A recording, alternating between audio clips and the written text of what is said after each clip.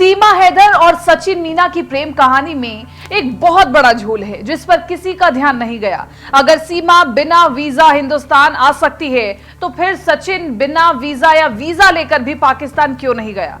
खुद सीमा कहती है, मैंने सचिन को पाकिस्तान आने से मना किया था। तो सवाल यह है कि क्या सीमा किसी मिशन पर हिंदुस्तान आना चाहती थी, इसलिए सचिन को रोक दिया गया। सीमा हैदर कहती है कि मैं सचिन को सनी देओल मानती हूँ।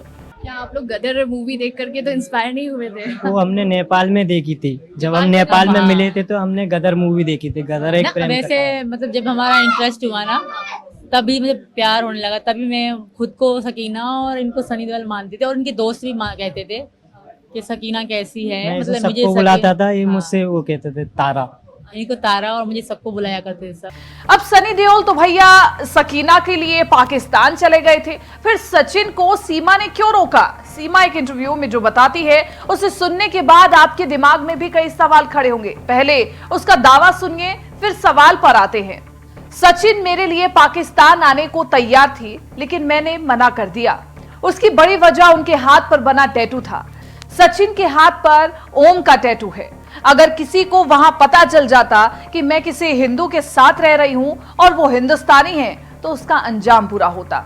वैसे तो मैं साल 2019 के बाद से ही अकेले रह रही थी। मेरे पति दुबई जा चुके थे, साथ में सिर्फ 4 बच्चे थे, रहने में कोई दिक्कत नहीं थी, पर अंजाम बुरा होने के डर से मैंने सचिन को पाकिस्तान आने से मना कर दिया।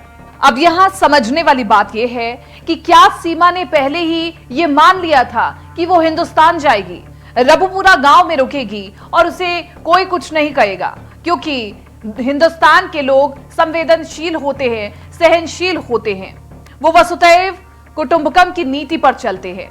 सीमा ने जैसा सोचा वो हुआ भी। रबुपुरा गांव के लोग सीमा के सपोर्ट में हैं। बच्चे कह रहे हैं सीमा भाभी को पाकिस्तान नहीं जाने देंगे, तो बुजुर्ग कह रहे हैं सीमा को करोड़पति बना देंगे। अब सीमा करोड़पति बनेगी या लखपति, या फिर पति के साथ मजदूरी करने लगेगी, ये तो वही जाने। पर सवाल जब देश की सुरक्षा का आएगा तो सीमा ही नहीं बल्कि सचिन से भी सवालात होंगे। आज मीडिया सीमा से सवाल पूछ रही है तो उसे अच्छा लग रहा है, सचिन और उसके गांव वाले भी खुश हैं, लेकिन जब जांच एजेंसियां सवाल पूछती हैं तो किसी को अच्छा नहीं लगता है।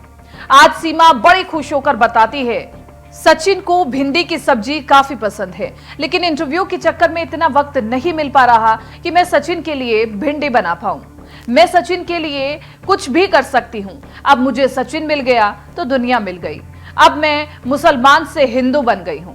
मैंने अपना और अपने 4 बच्चों के नाम भी बदल दिए हैं। सोशल मीडिया पर सीमा का एक वीडियो वायरल हो रहा है जिसमें सीमा ये तक कहती है कि अब मैं ठाकुराइन बन गई हूँ। मेरा नाम सीमा सचिन है। सीमा ठाकुर भी कह सकते हो और ठकुराइन भी कह सकते हो। मुझे खुद इच्छा थी साड़ी पहनने की। मेरा अपना मन था कि मैं साड़ी पहनूं और इस तरह इनके लिए तैयार हूँ। जैसे यहाँ औरतें पति के लिए अपनी मांग भरे रखती हैं, तो आई लव दैट। मुझे बहुत अच्छा लगता था ये सब, मैं खुद से कर रही हूँ। बिल्कुल मैं ठकुराइन हूँ। हालांकि सीमा के इस दावे पर लोग सवाल खड़े कर रहे हैं। उनका कहना है कि ठाकुराइन का मतलब सीमा नहीं समझती, इसलिए ऐसा कह रही है। पर ठाकुर यह किसी जाति का नहीं, बल्कि सवाल यह है कि सीमा हिंदुस्तान आ गई, सचिन पाकिस्तान क्यों नहीं गया?